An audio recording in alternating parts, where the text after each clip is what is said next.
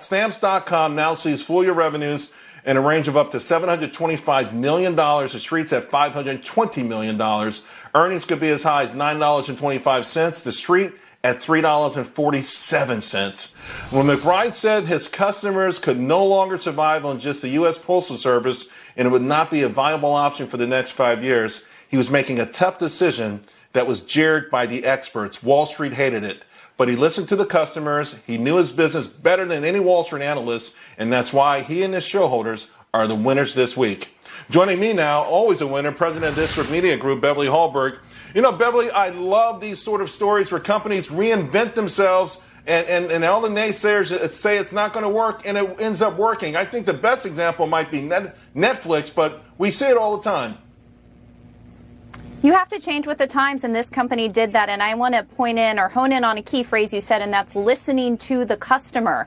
That is key these days. I want to bring up another business, Trader Joe's, who listened to their customers and decided not to change their internationally based products called Trader Jose's and Trader Ming's. They listened to their customers who said, that's not racist language. This is actually showing appreciation for a culture. So when businesses listen to their customers, it usually takes them in the right direction.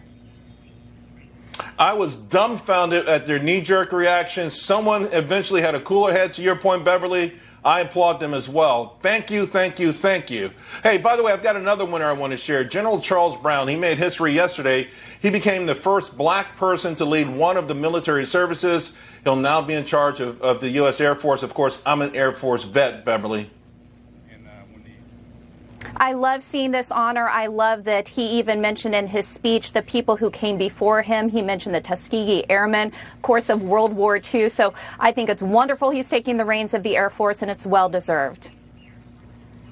My father was a military Army, he's in the Army for a career, and he loved General Chappie, who also got a shout-out yesterday. All right, now, Beverly, your winner is Kraft, and that's got me a little bit confused, so you've got to explain it.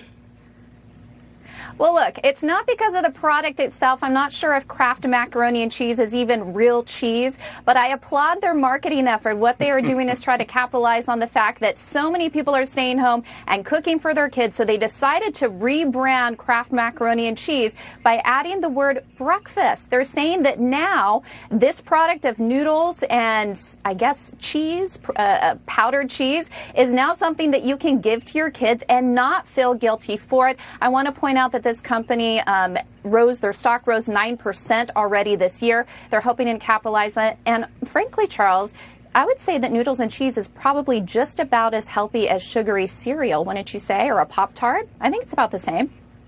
Listen, they get no pushback from me. I just thought it was really creative. Of course, I would expect no less from you. Hey, let me shoot a loser at you. Now, Congress, that's an obvious choice, right? But what about sports fans? Did you notice how the NBA and these European soccer players are actually shooting better without these rowdy fans in the arena? I mean, this is something pretty amazing. By the same token, though, your loser is also sports fans, but for a different reason?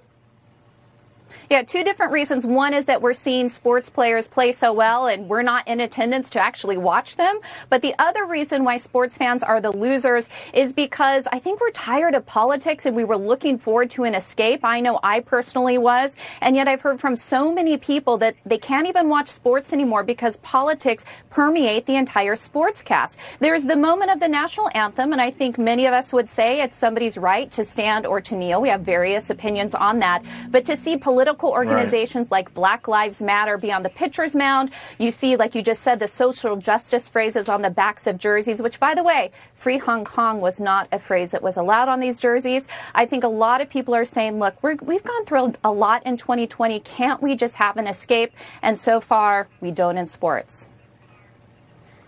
I may suggest that 4:30 you can join me in turning on TV to watch Tiger tee off. He's only 4 shots back in the PGA.